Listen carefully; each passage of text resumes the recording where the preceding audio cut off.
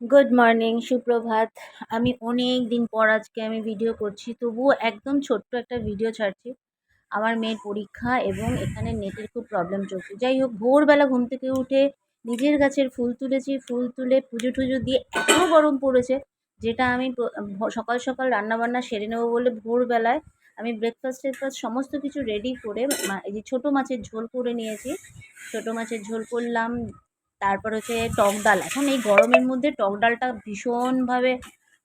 ভীষণভাবে টেস্টি লাগে। জানি না, আম দিয়ে আমি ডাল করি রেগুলার, এখন এটাই চলছে। একটা আম আনলে দুদিন হয়ে যায়।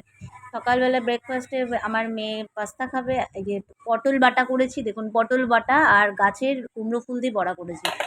আম দিয়ে প্লেন পাতলা করে টক ডাল করেছি। দুর্দান্ত খাবার, গরমের দিনে এর থেকে আর ভালো কিছু হয় না। ভাত তো করেইছি, জনির জন্য রান্নাবান্না করেছি। তো আমি বলছি যে এত গরমে জনির স্যুপ, এত গরমে কোনো কিছুই খেতে ভালো লাগে না, টক ডাল দিয়ে ভালো লাগে। যাই হোক, আমি আমার মেয়ের পরীক্ষাটা হয়ে গেলে আবার স্বাভাবিকভাবে আমি ভিডিও দিতে স্টার্ট করব। কারণ এমনিতে নেটের খুব প্রবলেম চলছে, একদম কোনো কিছুই করা যাচ্ছে না।